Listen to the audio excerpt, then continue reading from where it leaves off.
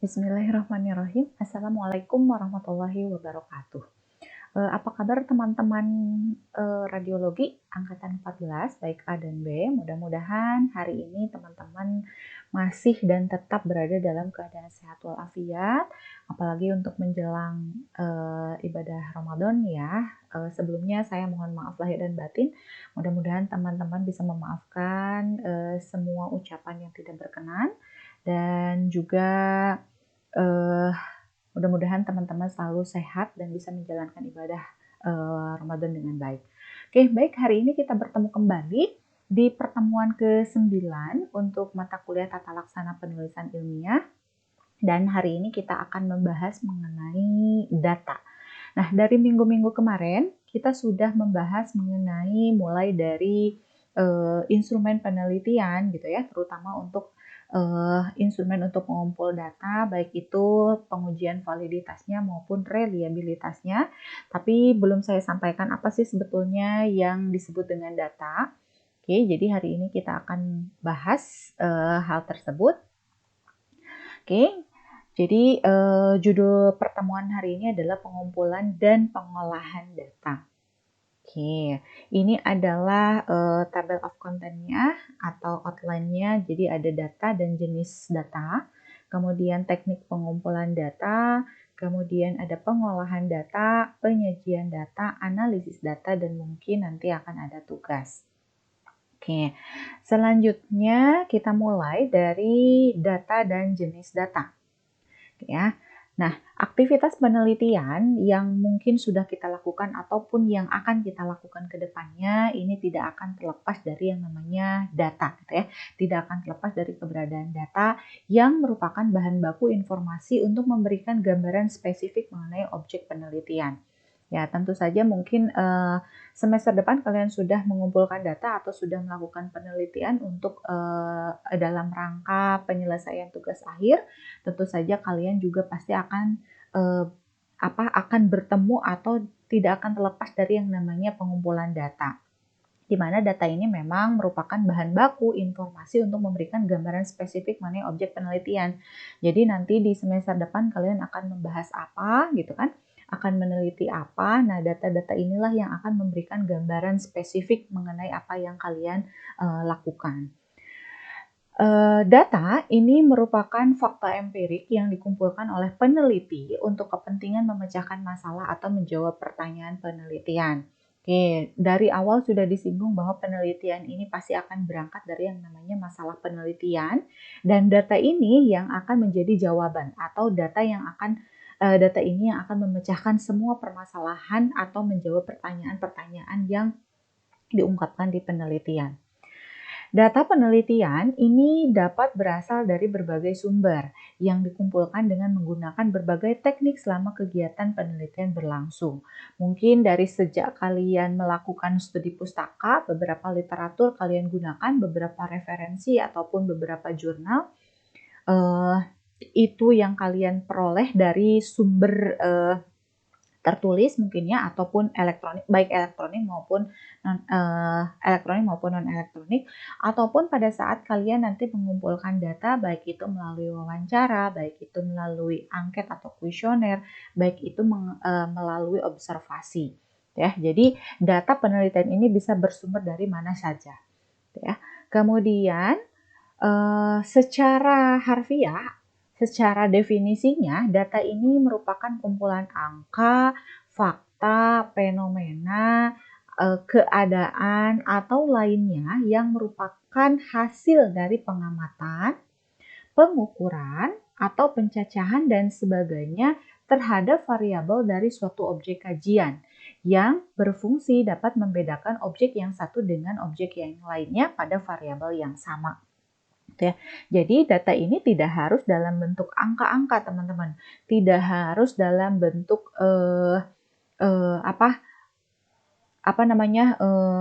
bilangan gitu. Tapi data ini bisa merupakan apapun itu, baik itu fakta atau fenomena atau keadaan, misalkan warna merah, kuning, hijau, ataupun keadaan hati seseorang, misalkan lagi senangkah, atau lagi sedihkah, atau lagi gembira, dan segalanya sebagainya, ataupun mungkin Apapun itu bentuknya, ya, jadi tidak harus angka, tapi boleh juga fakta atau kategori atau fenomena atau keadaan atau lainnya gitu ya. Yang tentu saja ini merupakan hasil pengamatan, hasil pengukuran, atau pencacahan. Jadi memang pengamatan ya memang sesuai dengan yang kita amati gitu. Faktanya seperti apa? Sesuai dengan hasil pengukuran gitu. Jadi faktanya seperti apa pada saat kita melakukan pengukuran misalkan panjang gitu kan, berarti faktanya ya memang seperti itu. Atau pencacahan atau yang lainnya gitu terhadap suatu variabel dari objek kajian. Nah, fungsi dari data ini adalah untuk membedakan objek yang satu dengan objek yang lainnya dan tentu saja ini pada variabel yang sama. Nah, data juga bisa diartikan sebagai keterangan atau ilustrasi mengenai sesuatu hal yang dapat berupa kategori. Nah, jadi seperti yang saya bilang tadi bahwa data itu tidak hanya berupa angka, tapi bisa juga berupa kategori atau keterangan. Nah, misalkan keadaan suatu barang. Oh, ternyata ini mah rusak, ini mah baik, atau keadaan hati seseorang, misalkan dia kondisinya dalam keadaan senang, atau dia puas, atau berhasil, atau gagal, dan seterusnya. Dan tentu saja bisa berupa bilangan. Gitu ya. Ini berdasarkan buku karangan Sujana tahun 2005. Jadi sekali lagi bahwa data penelitian atau data itu tidak hanya berupa angka, tapi bisa juga berupa kategori, apapun itu asalkan sesuai dengan fakta, fenomena, atau keadaan. Gitu ya. Oke. Kemudian, nah ini ada beberapa syarat data yang baik. Jadi bahwa syarat data yang baik itu yang pertama, data ini harus objektif atau harus sesuai dengan keadaan sebenarnya. Jadi tidak boleh kita manipulasi, kita tidak boleh mengarang-arang hasil karangan, hasil lamunan, hasil hasil ramalan gitu ya. Tapi data ini harus objektif, harus sesuai dengan keadaan sebenarnya. Karena memang data itu pada hakikatnya itu adalah hasil pengamatan atau pengukuran. Jadi hasil dari apa yang kita lakukan. Sehingga kita bisa menyatakan bahwa data itu memang harus objektif, harus sesuai dengan keadaan yang sebenarnya di lapangan. Oke, syarat data yang baik yang kedua yaitu data harus mewakili atau representatif. Maksudnya di sini adalah data harus merepresentasikan apa yang akan kita olah atau masalah apa yang kita ungkapkan di penelitian. Sehingga data yang kita kumpulkan ini harus mewakili dan nantinya akan menjadi jawaban semua permasalahan penelitian. Ya. Kemudian yang ketiga, data itu harus up to date. Ya, jadi jangan sampai kita menggunakan data-data yang memang sudah out of date, jadi sudah terlalu lama. Apalagi kalau misalkan teman-teman mengambil datanya itu berasal dari jurnal-jurnal atau laporan-laporan penelitian yang terdahulu. Jadi sebisa mungkin data yang kita ambil itu datanya harus up to date. Oke, kemudian yang selanjutnya adalah syarat data yang baik itu yaitu data harus relevan dengan masalah yang akan dipecahkan. Oke, ini teman-teman juga pasti sudah memahaminya bahwa dari syarat data yang baik itu ada 4, yaitu yang pertama data harus objektif atau sesuai dengan keadaan sebenarnya, kemudian data harus mewakili atau representatif, kemudian data juga harus up to date dan data harus relevan dengan masalah yang akan dipecahkan. Oke, selanjutnya adalah jenis-jenis data. Oke, untuk jenis-jenis data kita bisa bagi atau bisa kita kategorikan berdasarkan beberapa hal. Yang pertama adalah berdasarkan sifat data. Kemudian nanti kita juga bisa bedakan berdasarkan sumbernya, sumber memperoleh datanya dari mana. Kemudian yang selanjutnya ini berdasarkan cara memperolehnya seperti apa. Kemudian yang terakhir adalah data itu kita bisa bedakan berdasarkan waktu memperolehnya. Oke, jadi kalau berdasarkan sifat data, kita kenal dengan yang namanya data kualitatif dan data kuantitatif. Itu berdasarkan sifat data. Jadi seperti apa kualitatif, seperti apa kuantitatif nanti di penjelasannya ya. Tapi ini berdasarkan sifatnya, jadi ada yang tergolong data kualitatif dan juga ada kuantitatif. Mungkin teman-teman juga bisa membedakan, oh kalau kualitatif mah itu berarti bukan hitungan boleh, misalkan istilahnya, atau berupa kategori atau berupa keterangan itu juga betul. Sedangkan kalau kuantitatif dari istilah kuanti itu kan pasti berhubungan dengan angka, itu juga betul. ya. Jadi ini berdasarkan sifatnya, ada yang berupa kualitatif dan juga ada kuantitatif, gitu ya. Kemudian berdasarkan sumbernya, sumber dari mana kita memperoleh datanya tersebut, yang pertama ada data internal, yang kedua data eksternal, ya. Oke, nanti penjelasannya belakangan. Kemudian yang selanjutnya data berdasarkan cara memperoleh, kita bisa bagi berdasarkan data primer dan data sekunder, dan data berdasarkan waktu kita bisa bedakan berdasarkan menjadi data berkala atau time series dan data cross section. Oke, seperti apa penjelasan dari data-data ini, jenis-jenis data ini?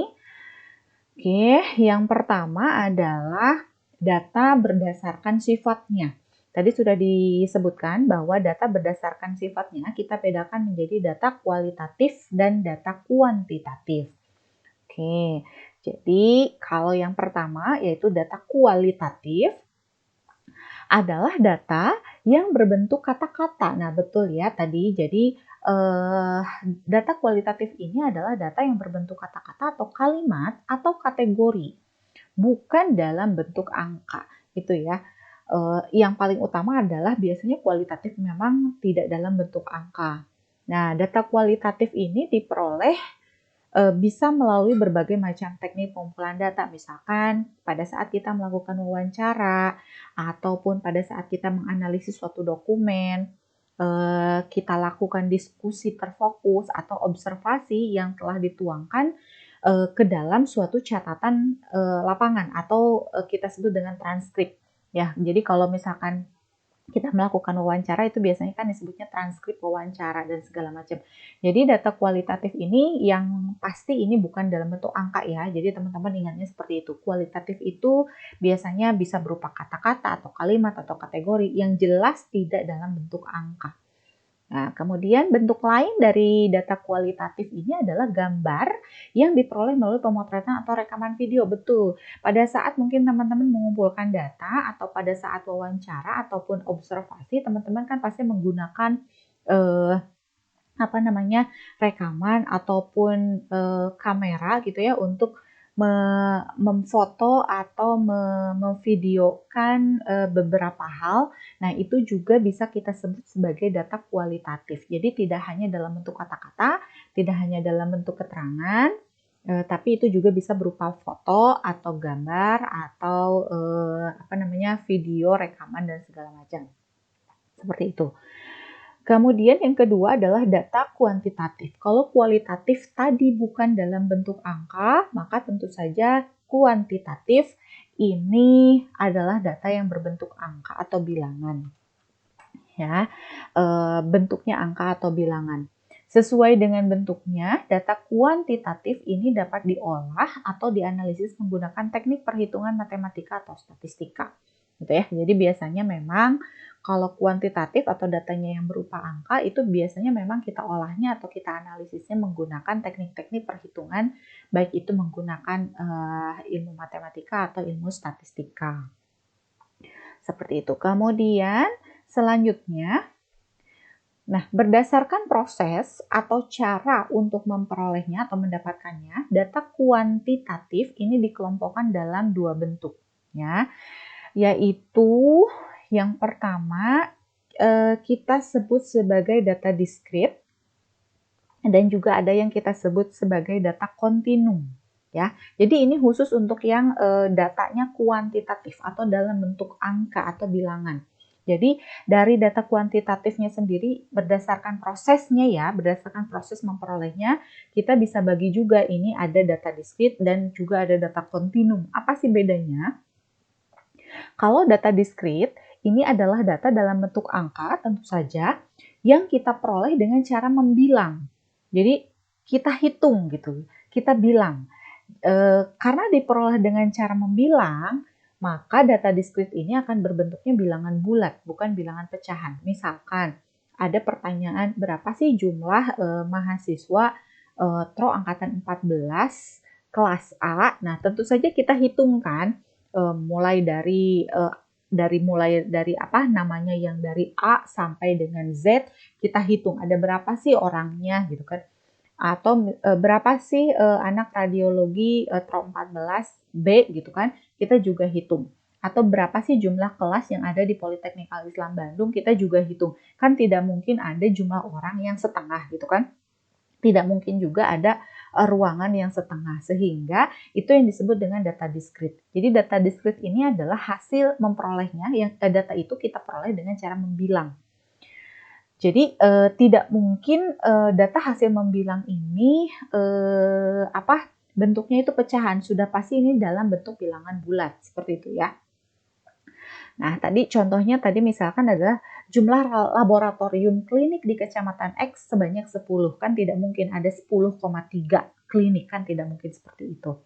Atau misalkan jumlah laki-laki peserta uji kompetensi ini sebanyak 2.500 orang. Itu juga tidak mungkin desimal gitu ya. Atau pecahan. Jumlah anak di keluarga sebanyak 3 orang. Itu juga hasil membilang atau menghitung. Lain halnya dengan data kontinum. Kalau data kontinum ini adalah data dalam bentuk angka atau bilangan yang kita peroleh berdasarkan hasil mengukur, berdasarkan hasil pengukuran. Jadi kita gunakan alat ukur khusus. Contohnya seperti apa? Contohnya adalah misalkan tinggi badan. Nah, kita ukurkan tinggi badannya dengan menggunakan satu alat ukur tertentu. Atau berat badan, atau misalkan suhu tubuh, atau misalkan kecepatan benda bergerak. Itu kan kita ukur. Nah, tentu saja ini memungkinkan hasil pengukurannya itu bisa berupa pecahan atau bukan bilangan bulat. Jadi tergantung jenis skala pengukuran yang digunakannya. Gitu ya. Jadi tadi bedakan kalau data diskrit itu memang itu hasil menghitung dan bilangannya dan hasilnya itu pasti berupa bilangan bulat. Tapi kalau data kontinum ini hasil pengukuran. Jadi menggunakan alat ukur tertentu yang memungkinkan hasil pengukurannya itu datanya berupa data pecahan gitu ya, data pecahan. Nah, tadi contohnya adalah misalkan tinggi badan Budi adalah 150,5 cm. Memungkinkan sekali kan, gitu kan? Karena ini adalah hasil pengukurannya. Jadi, misalkan skala ukurnya memang skalanya sangat sangat rinci atau skalanya itu sangat kecil, gitu kan? Maka ini sangat memungkinkan sekali bahwa si tinggi badan seseorang ini ada komanya, gitu kan? Atau misalkan kadar hemoglobin Budi adalah 12,8 gram per dl. Itu sangat memungkinkan sekali. Atau suhu udara di ruangan laboratorium ini adalah 24 derajat Celcius. Ini harusnya derajat 24 derajat Celcius. Dan tidak tidak dipungkiri juga kemungkinannya adalah 24,5 atau 24,8 Celcius. Nah, itu seperti itu sangat memungkinkan. Itu yang dimaksud dengan data kontinum. Ya. Oke, kemudian pengukuran tadi nyambung dari data kontinum, karena data kontinum ini adalah hasil data yang diperoleh berdasarkan hasil pengukuran, maka pengukuran ini adalah cara mengumpulkan data penelitian dengan mengukur objek menggunakan alat ukur tertentu, gitu ya. Tentu saja, misalkan berat badan ya dengan timbangan badan, tensi darah ya dengan tensimeter gitu dan sebagainya. Kecepatan dengan velocity, avometer, arus dengan ampermeter dan segala macam. Jadi intinya pengukuran ini adalah cara pengumpulan data dengan menggunakan alat ukur tertentu. Gitu. Berdasarkan tipe skala pengukurannya, berdasarkan tipe skala pengukuran yang digunakan dapat kita kelompokkan dalam tingkatan yang memiliki sifat berbeda. Jadi kalau tadi berdasarkan cara memperolehnya gitu ya, ada yang hasil membilang, ada yang hasil mengukur. Nah, sekarang skala pengukurannya juga, berdasarkan skala pengukurannya juga, si data itu kita bisa bedakan menjadi beberapa kategori data. Itu ada yang dimaksud dengan data nominal, ada data ordinal, ada data interval, dan data rasio. Mungkin ini juga sudah sedikit disampaikan pada waktu pertemuan awal-awal ya, bahwa apa sih data nominal, apa data ordinal, apa yang dimaksud dengan data interval dan data rasio. Jadi kalau saya ingatkan kembali bahwa data nominal atau data kategori ini hanya dapat membedakan antar satu dengan yang lain tanpa tahu nilai mana yang lebih rendah atau tinggi. Ya, contohnya adalah jenis kelamin, status pernikahan, golongan darah, warna kulit, dan seterusnya. Jadi contohnya adalah jenis kelamin. Kita tahu bahwa jenis kelamin itu ada dua ya yang diakui dan memang ada dua gitu ya. Ada laki-laki dan perempuan. Nah, jadi kita tidak bisa membedakan mana sih mana yang lebih rendah atau mana yang lebih tinggi, gitu kan? Derajatnya atau tingkatannya atau rankingnya, gitu kan? Ya sudah, kalau yang satu perempuan ya satu laki-laki ya sudah. Jadi hanya itu gitu. Itu yang dimaksud dengan data nominal. Atau misalkan status pernikahan, yang ini masih lajang dan ini sudah menikah. Itu tidak ada tingkatan yang satu lebih tinggi, yang satu lebih rendah, tidak ada. Ataupun golongan darah, baik itu A, baik itu B, baik itu O, baik itu AB, itu tidak ada tingkatan mana yang lebih tinggi, mana yang lebih rendah.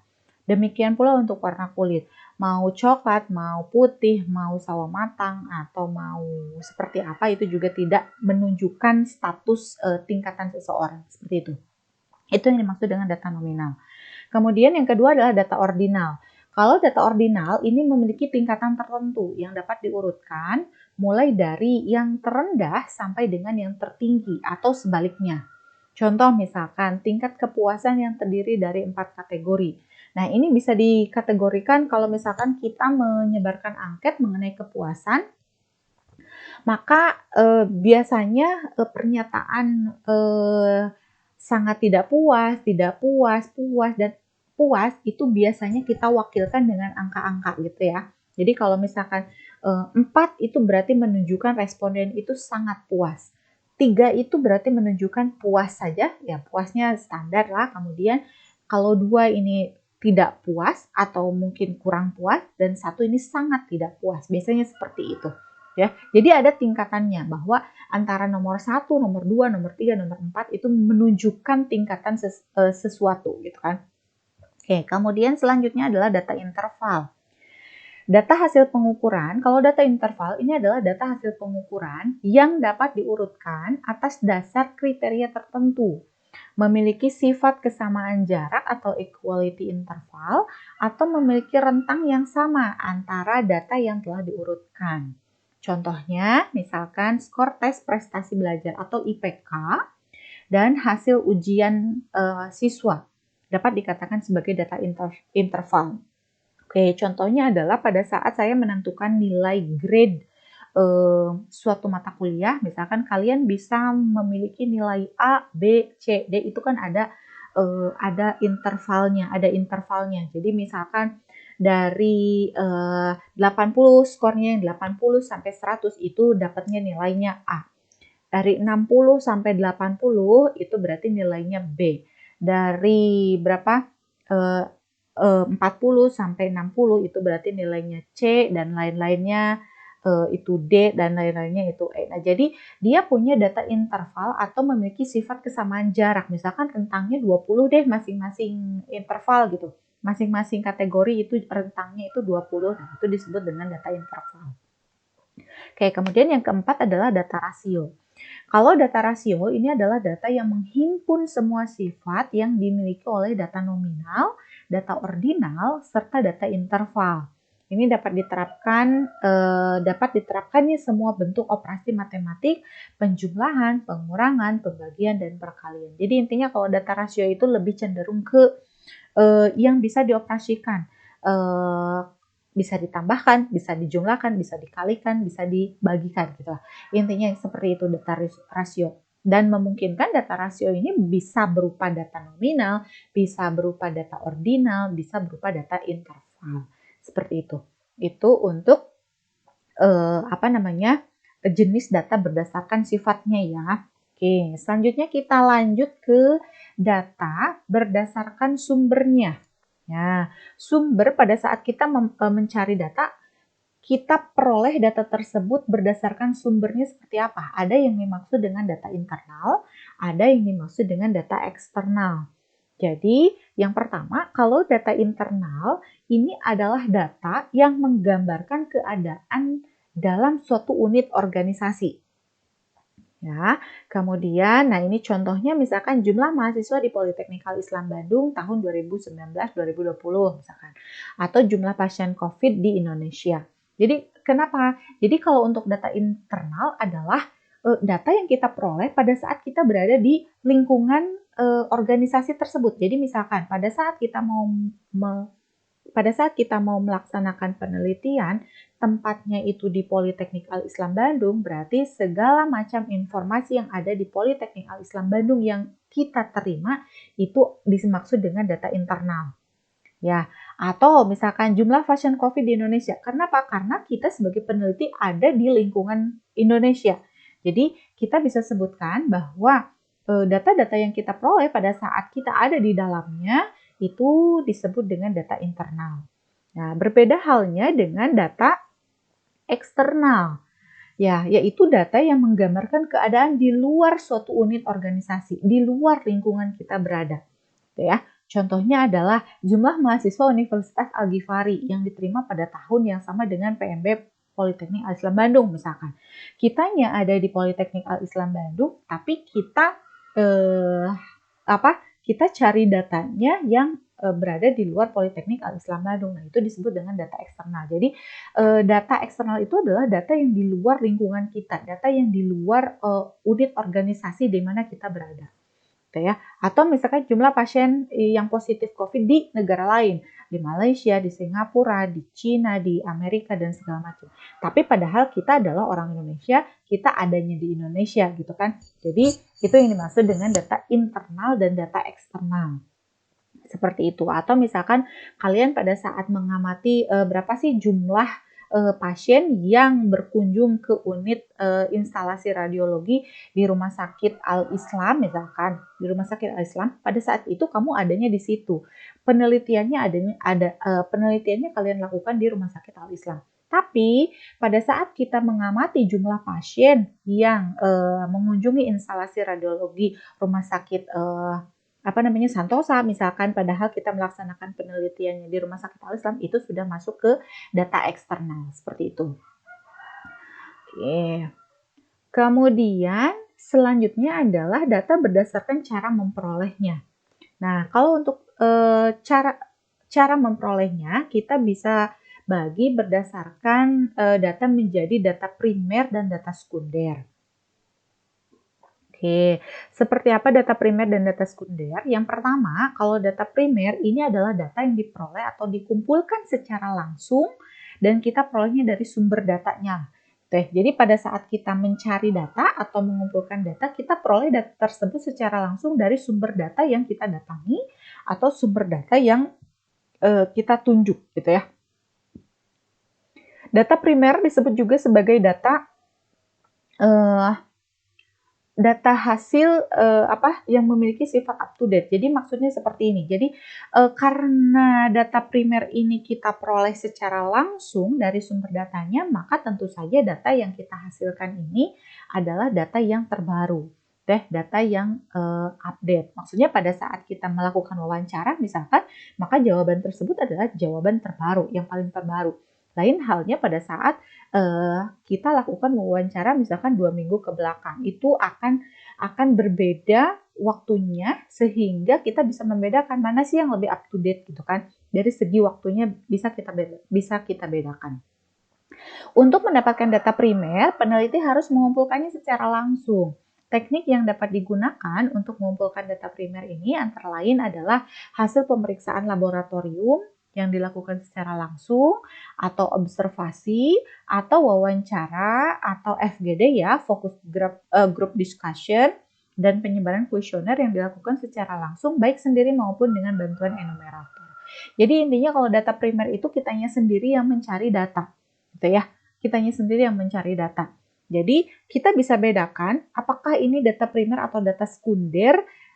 Kita lihat nih dari pengertiannya, kalau data sekunder itu adalah data yang diperoleh atau dikumpulkan dari berbagai sumber yang telah ada. Jadi peneliti sebagai tangan kedua. Jadi kita tuh hanya sebagai tangan kedua. Maksudnya seperti apa? Misalkan pada saat kita menggunakan data yang berada di jurnal, yang ada di jurnal-jurnal, artinya yang ngumpulin data itu siapa? Itu kan orang lain, ya si peneliti lain. Kemudian peneliti lain mengolahnya dan disajikan ke dalam jurnal.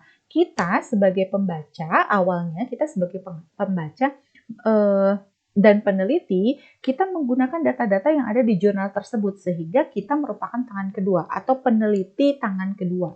Nah, data yang kita gunakan yang berasal dari jurnal itu kita sebut sebagai data sekunder. Walaupun kita memang susah payah untuk mencari jurnalnya, membacanya, mengumpulkan dari jurnal-jurnal tersebut, tapi bukan kita secara langsung yang mencari data tersebut, gitu ya. Tapi beda dengan data primer. Kalau data primer itu datanya kita sendiri yang mencari langsung, gitu seperti itu. Tapi kalau data sekunder kita hanya menggunakan data yang sudah ada.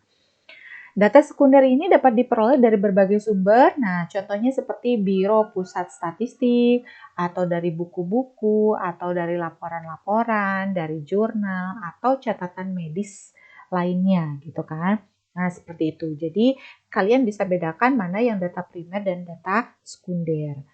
Kemudian selanjutnya adalah data berdasarkan waktunya. Jadi kita bisa bedakan ada data berkala atau time series dan juga data cross section. Ya, ada time series dan data cross section. Jadi kalau data berkala atau time series ini adalah data yang dikumpulkan dari waktu ke waktu untuk menggambarkan sesuatu atau suatu kegiatan dari waktu ke waktu. Nah, contohnya adalah misalkan perkembangan penjualan barang produksi 5 tahun terakhir misalkan. Atau misalkan angka penderita TB paru dalam 10 terakhir. Jadi memang ada ada rentang waktu yang kita tentukan. Nah, itu yang disebut dengan time series. Nanti kita tinjau misalkan kita tentukannya dalam 10 tahun terakhir. Oke, 10 tahun ini bagaimana datanya? Nanti 10 tahun kemudian seperti apa? 10 tahun kemudiannya lagi akan seperti apa? Jadi itu namanya data berkala atau time series. Jadi yang ditinjaunya adalah data pada saat yang menggambarkan dalam waktu tertentu saja. Beda halnya dengan data cross section. Kalau data cross section adalah data yang dikumpulkan pada suatu waktu tertentu untuk menggambarkan keadaan pada waktu yang bersangkutan. Jadi kalau untuk cross section, contohnya adalah jumlah pasien pengunjung instalasi radiologi dalam satu hari. Jadi pada saat itu saja itu cross section. Jadi pada saat itu saja gitu ya, atau angka kematian penderita COVID-19 pada tanggal 20 April 2020. Nah, itu pada saat itu saja. Dan tentu saja akan berbeda dengan kalau misalkan tanggal 21 Aprilnya atau tanggal 22 Aprilnya atau tanggal 19 Aprilnya itu akan berbeda. Tapi cross section di sini adalah dalam waktu tertentu yang kita tentukan, kemudian menggambarkan keadaan pada waktu pada saat itu saja gitu. Tapi beda halnya dengan untuk kalau time series itu biasanya memang rentang waktunya itu lebih lama daripada data cross section. Seperti itu. Ya. Nah, seperti itu adalah data dan jenis-jenis data. Untuk selanjutnya adalah mengenai teknik pengumpulan data. Untuk teknik pengumpulan data ini juga sebetulnya sudah disinggung di metode pengumpulan data ya, di instrumen pengumpulan data, bahwa pengumpulan data ini adalah suatu rangkaian kegiatan penelitian ya yang mencakup mulai dari pencatatan, kemudian ini pencatatannya semua kejadian ya, baik itu peristiwa atau keterangan atau karakteristik yang terjadi pada saat kita melaksanakan penelitian, sebaik itu sebagian maupun seluruh populasi yang akan menunjang atau mendukung penelitian, gitu ya. Jadi pengumpulan data ini adalah rangkaian kegiatan, gitu ya, rangkaian kegiatan penelitian. Nah, data yang dikumpulkan ini mencakup variabel independen ataupun variabel bebas ya, variabel dependen atau variabel terikat, data dasar atau data sekunder yang terkait dengan responden atau lokasi penelitian. Ya. Kemudian bagaimana cara mengumpulkan datanya? Ini sudah disebutkan dan sudah dibahas di pertemuan sebelumnya bahwa cara pengumpulan data itu bisa melalui wawancara, kemudian bisa juga melalui penyebaran angket, bisa juga dilakukan melalui observasi, bisa juga kita melakukan pengukuran gitu ya. Pengukuran maksudnya menggunakan alat ukur dan juga bisa dilakukan melalui penelusuran data sekunder. baik itu dari jurnal, baik itu dari laporan atau penelitian orang lain. Alat pengumpul datanya bisa berupa kuesioner atau pedoman observasi, pedoman wawancara, alat ukur gitu ya. Kalau kita melakukan pengukuran, ya ada termometer misalkan atau alat-alat lab. Kalau kalian mungkin kalau mengukur dosis itu ada TLD, ada pendos gitu ya, ada survei meter dan segala macam. Atau form-form data sekunder. Jadi ini masuknya ke instrumen penelitiannya dan itu sudah dibahas. Oke, kemudian contoh hubungan antara data yang dikumpulkan, cara pengumpulan data dan instrumennya adalah contohnya misalkan kita mau mengumpulkan data, contohnya adalah tingkat pendidikan, gitu ya. Kalau kita mau mengumpulkan data mengenai tingkat pendidikan, pengetahuan, dan sikap, maka salah satu cara pengumpulan datanya itu adalah melalui wawancara atau angket. Nah, kalau wawancara berarti alatnya itu adalah bisa pedoman wawancara, kalau angket berarti berupa kuesioner. Atau misalkan kita mau mengumpulkan datanya itu mengenai suhu tubuh, berat badan, tinggi badan, dan lain-lain gitu ya. Berarti artinya cara pengumpulan datanya itu kita harus mengukurnya.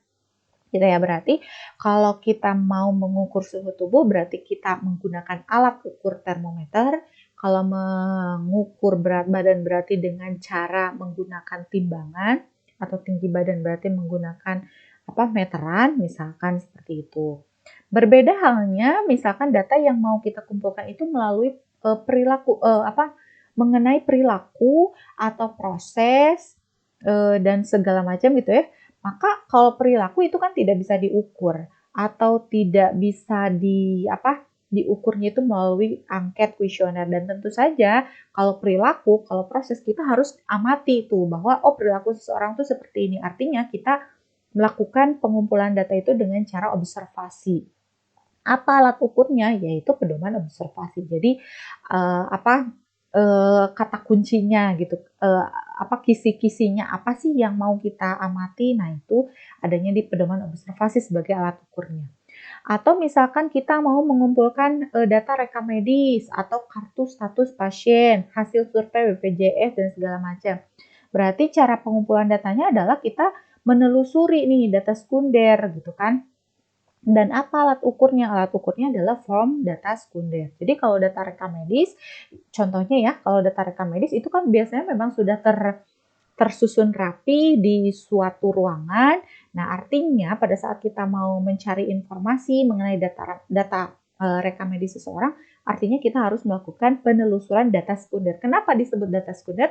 Karena bukan kita yang menuliskan status rekam medis seseorang, tapi kita hanya menggunakan data-data yang ada di rekam medis untuk sebagai data penelitian kita, seperti itu. Makanya disebut dengan data sekunder. Nah, jadi data yang dikumpulkan dalam penelitian ini digunakan untuk menguji hipotesis atau menjawab tujuan yang sudah dirumuskan. Karena data yang diperoleh akan dijadikan landasan dalam mengambil kesimpulan. Kemudian data yang dikumpulkan juga ini haruslah data yang benar. Ini someone famous katanya. Oke, jadi memang data ini sangat penting ya, baik itu untuk menguji hipotesis atau untuk menjawab tujuan yang sudah dirumuskan, atau juga akan menjadi landasan kita dalam pengambilan keputusan. Ya, tentu saja data itu harus merupakan data yang benar. Oke, tapi dalam penelitian pun ada yang namanya bias penelitian, gitu ya. Bias penelitian itu seperti apa? Jadi, bias penelitian ini adalah setiap kejadian dalam pengumpulan data, analisis data atau interpretasi data yang mengarah kepada suatu kesimpulan yang secara sistematik itu berbeda dari kebenaran. Jadi intinya kalau bias penelitian ini adalah bisa kejadiannya itu dalam hal proses pengumpulan datanya, bisa juga pada saat kita mengolah data atau menganalisis data, yang nantinya itu hasil pengolahannya, hasil analisisnya itu malah mengarahkan pada kesimpulan yang berbeda dari kebenarannya gitu. Jadi mungkin pada saat kita studi literatur, kita menunjukkan kita memperoleh informasi yang nantinya akan menunjukkan ke A misalkan. Tapi pada saat kita mencari data, mengumpulkan data, mengolahnya, menganalisisnya, dia malah si jawaban data-data tersebut itu malah mengarah ke kesimpulan B misalkan. Nah, yang tadinya kita perkirakan ini kesimpulannya A, tapi nantinya ternyata menjadi B. Nah, itu yang dimaksud dengan bias penelitian. Jenis bias penelitian itu ada bias seleksi, ada juga bias informasi. Informasi ya, bisa kalau bias seleksi ini adalah bias yang terjadi akibat sampel yang tidak mencerminkan populasi target. Jadi biasanya memang biasnya itu terjadi pada saat kita menyeleksi si sampelnya itu tidak bagus atau tidak mencerminkan populasinya. Nah, maka nanti hasilnya itu akan terjadi bias. Bias seleksi dapat terjadi karena katanya yang pertama definisi yang kurang tepat dari target populasi. Jika kasus pada sampel tidak mewakili kasus pada populasi. Kemudian yang kedua adalah kerangka sampel yang kurang akurat. Ini terjadi jika kerangka sampel tidak menggambarkan populasi, gitu ya. Jadi tidak representatif. Kemudian yang ketiga prosedur diagnostik yang berbeda. Ini terjadi jika pajanan mempengaruhi prosedur diagnosis, gitu ya. Kemudian yang keempat adalah missing subject atau variabel, yaitu terjadi jika adanya missing subject cukup banyak atau informasi atau non-respon seperti itu. Jadi ini adalah bias seleksi. Jadi lebih ke terjadinya itu lebih pada saat kita menentukan berapa sampelnya gitu ya, menentukan sampel yang tidak mencerminkan populasi target seperti itu. Kemudian kalau bias informasi, ini adalah bias yang terjadi akibat informasi yang keliru atau yang tidak tepat atau yang tidak benar pada saat mengumpulkan data. Jadi bias informasi ini bisa terjadi karena yang pertama bias klasifikasi. Ini adalah bias yang terjadi karena salah melakukan klasifikasi akibat sensitivitas dan spesifisitas alat ukur yang kurang. Gitu ya. Misalkan pada saat kita melakukan pengukuran dengan alat tertentu, mungkin alatnya itu belum dikalibrasi, misalkan sehingga ada miss, di situ ada miss ya. Kemudian bisa juga terjadi akibat ecological fallacy, yaitu bias yang terjadi akibat analisis multilevel, ya. Kalau misalkan penelitiannya sosial, ini multilevelnya itu bisa tingkat kelurahan, kecamatan, kabupaten, provinsi gitu ya. Untuk kesimpulan individu, kemudian yang ketiga ada juga terjadi karena regresi cenderung pada nilai rata, yaitu bias yang terjadi pada studi longitudinal apabila variabel dependent mempunyai skala kontinu pengukuran berulang cenderung mendekati nilai rata. Ya. Jadi ini bias informasi. Jadi kalau bias seleksi itu pada saat penyeleksian sampel, tapi kalau bias informasi itu terjadi pada saat pengumpulan datanya. Itu. Oke, selanjutnya kita langsung ke pengolahan data. Oke, untuk pengolahan data, nah sebelum diolah, data ini pada dasarnya ini hanya sekumpulan bilangan atau angka yang belum menggambarkan informasi apapun, gitu ya. Jadi pada saat kita mengumpulkan data, data ini nih, misalkan data ini tuh kalau belum diolah itu kan belum bisa menggambarkan atau menghasilkan informasi apapun. Intinya ini adalah masih data mentah seperti itu. Nah, untuk itu data yang masih mentah ini perlu diolah sedemikian rupa sehingga menjadi informasi yang akhirnya dapat digunakan untuk menjawab tujuan penelitian. gitu ya. Jadi tentu saja si data-data yang sudah kita kumpulkan ini kita harus mengolahnya, kita harus menganalisisnya, kita harus menginterpretasikannya untuk selanjutnya itu akan menjadi bahan kita dalam menyimpulkan tujuan penelitian kita gitu ya. Dan data-data ini yang sudah diolah ini akan menjadi informasi gitu kan yang akan menjawab tujuan penelitian kita. Oke. Jadi kalau misalkan pada saat kita melakukan penelitian, kemudian kita kumpulkan data, maka ini data penelitian, ya, data penelitiannya itu bagaimana caranya supaya data-data tersebut kita olah menjadi suatu informasi.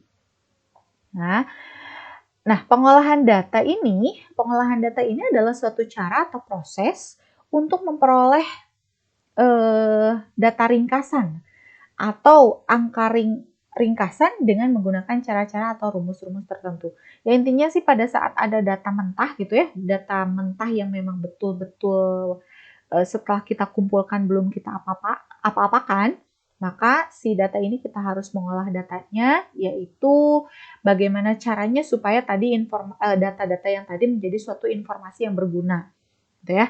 Bisa menggunakan cara-cara atau rumus-rumus tertentu. Kalau mungkin untuk datanya berupa data kuantitatif, itu kita bisa menggunakan dengan metode statistika atau metode matematik. Tapi kalau misalkan data-datanya adalah data-data sosial, bagaimana caranya kita mengolahnya supaya ini bisa menjadi suatu informasi yang memang informasi yang berguna, kemudian informasi yang menjadi jawaban dari tujuan penelitian kita, informasi yang menjadi jawaban atas semua permasalahan yang ada gitu. Kemudian untuk pengolahan data ini dapat pula diartikan sebagai upaya atau cara untuk mengolah data menjadi informasi sehingga karakteristik data tersebut bisa dipahami dan bermanfaat untuk solusi permasalahan terutama masalah yang berkaitan dengan penelitian. Seperti itu ya. Oke. Atau juga ini serangkaian kegiatan yang dilakukan terhadap data. Nah, ini masih pengolahan data ya. Jadi pengolahan data ini merupakan serangkaian kegiatan yang dilakukan terhadap data, baik dengan cara mengelompokkan atau dengan cara menerapkan fungsi matematika sehingga data siap dianalisis sesuai dengan jenis analisis yang direncanakan. Nah, mungkin ini adalah alur pengolahan dan analisis data. Ini saya ambil dari buku karangan Supardi di tahun 2014. Jadi kalau kita lihat bahwa di sini pada saat kita melakukan pengumpulan data, gitu ya, pengumpulan datanya kalau misalkan kita mencari datanya secara langsung, itu kita sebut sebagai data primer gitu ya. Nah, jadi pada saat kita sudah memperoleh data primer ini, maka kita olah nih, data primer ini masih mentah, maka kita olah. Baik itu bisa juga digabung dengan data sekunder yang ada, kalau kita peroleh data-data dari jurnal-jurnal atau laporan-laporan yang lainnya, kita bisa combine antara data primer yang kita peroleh dengan data sekunder tersebut, maka kita lakukan pengolahan data nih. Nah, si pengolahan datanya ini di dalamnya itu ada proses editing, ada proses coding, ada proses data file, entry data, dan cleaning data. Maka nanti setelah diolah, ini bisa jadi hasilnya itu sebuah informasi yang berupa tulisan atau tabel atau grafik, atau juga kita lanjutkan untuk kita analisis secara statistik, gitu ya. Analisis secara statistik untuk nantinya menjadi pembuktian suatu hipotesis seperti itu. Gitu ya. Jadi sekali lagi dalam proses pengolahan data ini ada proses editing, coding, kemudian data file, entry data, dan cleaning data. Gitu ya. Nah, mungkin ini termasuknya ke dalam manajemen data ya, pengolahan data tersebut. Jadi ada tadi yang namanya editing, kemudian ada coding, ada entry atau processing, dan juga ada cleaning ya. Ini adalah langkah-langkah manajemen data. Jadi apa sih editing itu? Jadi ini secara sederhana, editing itu merupakan kegiatan untuk melakukan pengecekan dari isian formulir atau kuesioner. Apakah jawaban yang ada di kuesioner ini sudah lengkap, gitu kan? Apakah sudah jelas? Apakah sudah relevan? Apakah sudah konsisten, gitu kan? Jadi ini maksudnya di sini tuh editing itu bukan berarti ini ada data kemudian tidak sesuai dengan harapan kita terus kita manipulasi, bukan seperti itu teman-teman ya. Tapi editing di sini adalah suatu kegiatan untuk mengecek. Misalkan pada saat kita melakukan penyebaran kuesioner atau angket gitu ya. Nah, kita minta responden itu mengisi kan ya. Nah, setelah dikumpulkan jawabannya, sebelum kita meninggalkan tempat tersebut, kita cek dulu. Nah, itu yang disebut dengan editing. Apakah si jawaban dari responden itu memang sudah lengkap? Siapa tahu ada beberapa pertanyaan yang belum dijawab misalkan. Atau apakah si jawaban responden itu sudah jelas gitu kan? Baik itu tulisannya, apakah bisa terbaca atau tidak. Jangan sampai nantinya pada saat kita pergi dari tempat tersebut kemudian kita lakukan pengolahan data, kita kebingungan gitu ya, mengolah datanya. Ini datanya seperti apa? Ini tulisannya tidak terbaca seperti itu. Atau apakah si jawaban responden itu sudah relevan gitu ya? Sudah sesuai belum dengan pertanyaan yang kita ajukan atau konsisten atau tidak. Jadi apakah antara beberapa pertanyaan yang terkait ini jawabannya konsisten atau tidak. Jadi misalkan kita ngasih beberapa pertanyaan dengan tema yang sama, tapi kenapa di pertanyaan yang pertama misalkan jawabannya begini, tapi kok di pertanyaan keduanya itu beda gitu. Jangan sampai seperti itu. Nah, itu yang harus kita cek sebelum kita meninggalkan tempat pengisian kuesioner misalkan gitu ya. Itu yang dimaksud dengan editing. Jadi sebaiknya dilakukan di lapangan sesaat setelah data selesai dikumpulkan gitu kan. Nah, pengeditan atau editing ini dilakukan karena kemungkinan data yang masuk nantinya ya si data mentah itu tidak memenuhi syarat gitu atau tidak sesuai dengan kebutuhan. Kesalahan data dapat dihilangkan dengan cara membuang kuesioner yang berisi data tidak memenuhi syarat untuk dianalisis.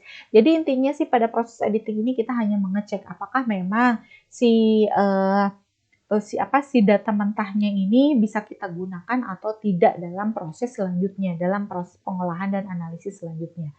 Seperti itu. Kemudian itu editing ya. Kemudian untuk yang kedua adalah coding. Jadi kalau coding ini merupakan kegiatan merubah data yang tadinya berupa huruf menjadi data berupa angka, gitu ya, atau mungkin sebaliknya, gitu kan. Nah, ini adalah dalam upaya untuk memudahkan pengolahan atau analisis data dan juga mempercepat saat entry data. Jadi misalkan contohnya misalkan seseorang itu ditanya misalkan kamu sukanya warna apa? Ada yang jawab kuning, ada yang jawab merah, ada yang jawab abu-abu, ada yang jawab hitam dan segala macam. Nah, pada saat kita proses mengentry data atau nanti mengolah datanya, kita akan kesulitan kalau itu harus diketik satu-satu, merah, abu, dan itu banyak misalkan si respondennya. Nah, kita bisa jadikan keterangan-keterangan tersebut ke dalam suatu angka gitu. Jadi kode. Jadi kita ubah yang tadinya itu datanya itu berupa keterangan atau kategori, kita ubah menjadi angka gitu ya, atau menjadi kode tertentu. Nah, itu yang dimaksud dengan coding gitu ya. Contohnya misalkan, nah ini untuk variabel pendidikan, misalkan kita menanyakan pendidikan pada responden, maka nanti dilakukan coding. Contohnya adalah kalau dia menjawab SD berarti itu adalah 1 codingnya ya, kodenya. Kalau dia jawab SMP berarti 2, jawab SMU itu berarti 3, kalau perguruan tinggi berarti 4 gitu. Sama seperti misalkan kepuasan seseorang. Ada yang sangat puas, ada yang puas saja, ada yang tidak puas, ada yang sangat tidak puas. Nah, itu kan kalau kita ketik satu-satu, oh puas, tidak puas, puas, tidak puas. Nah, itu kan akan lama. Tapi kita cukup mengkodekan keterangan-keterangan tersebut ke dalam satu angka 1, 2, 3, 4. Nah, itu yang dimaksud dengan coding gitu ya. Atau misalkan jenis kelamin, 1 untuk laki-laki, 2 untuk perempuan gitu dan sebagainya gitulah ya. Jadi intinya coding ini adalah merupakan kegiatan merubah data yang tadinya huruf menjadi angka. Oke, kemudian setelah coding adalah entry data atau processing. Jadi kalau entry ini adalah kegiatan untuk memproses data sehingga data siap dianalisis. kita masukkan atau enter data ke dalam komputer, misalkan itu adalah pengetikan kode angka dari jawaban responden pada kuesioner ke dalam program pengolahan data komputer. Kalau yang misalkan kita menggunakan Microsoft Excel, berarti kita harus entry dulu kan, data-datanya kita entry dulu baru kita olah. Gitu, seperti itu. Atau kita masukkan ke dalam suatu sistem, kita juga ketikkan tuh jawaban-jawaban responden, kemudian selanjutnya kita olah. Itu yang dimaksud dengan entry. Kemudian yang terakhir adalah cleaning. Nah, kalau untuk cleaning ini adalah pemeriksaan kembali data hasil entry kita pada komputer agar terhindar dari ketidaksesuaian antara data komputer dan coding kuesioner. Jadi intinya cleaning itu mengecek kembali, memeriksa kembali apakah memang data apa yang sudah kita entry atau kita masukkan ke dalam sistem, baik itu sistem komputer atau sistem apapun itu memang sudah sesuai gitu. Supaya apa? Supaya terhindar dari kesalahan entry, ya intinya human error-nya seperti itu. Oke. Kemudian beberapa hal yang dilihat dalam cleaning data ini adalah adanya missing data, kemudian variasi data, dan konsistensi data. Jadi kalau missing data, kita melihat ada atau tidaknya data yang terentry atau terlompati. Yang tidak terentry atau terlompati, siapa tahu ada yang kelewat gitu kan. Atau ini mendeteksi missing data dilakukan dengan melakukan list distribusi frekuensi dari variabel yang ada. Seperti itu. Kemudian kalau untuk mengecek variasi data, yaitu nanti kita melihat apakah variasi data ini yang kita masukkan ini sudah betul atau belum gitu kan. Kemudian data yang bervariasi ini menunjukkan terjadinya kesalahan dalam mengentry data. Kemudian nanti cara mendeteksinya yaitu dengan jalan mengeluarkan distribusi frekuensi masing-masing variabel. Kemudian yang ketiga adalah konsistensi data, yaitu dengan melihat konsisten atau tidaknya si data antara beberapa pertanyaan. Cara mendeteksinya itu adalah dengan menghubungkan antara dua variabel, gitu ya. Nanti itu pengolahan selanjutnya. Ada yang namanya regresi, ada yang namanya korelasi. Seperti itu teman-teman, terima kasih itu penjelasannya. Dan kalau ada pertanyaan silahkan sampaikan di WhatsApp group ya. Silahkan sampaikan di WhatsApp group dan kemudian saya mohon maaf apabila ada penjelasan yang memang kurang berkenan. Sekali lagi karena menghadapi bulan Ramadan, saya mohon maaf lahir dan batin. Mohon maaf teman-teman apabila 9 minggu ke belakang ini saya ada perkataan yang menyinggung teman-teman atau memang ada perkataan yang memang tidak berkenan. Mohon dimaafkan, mohon diikhlaskan, dan sampai ketemu di minggu selanjutnya. Assalamualaikum warahmatullahi wabarakatuh. Mudah-mudahan ibadahnya lancar semua.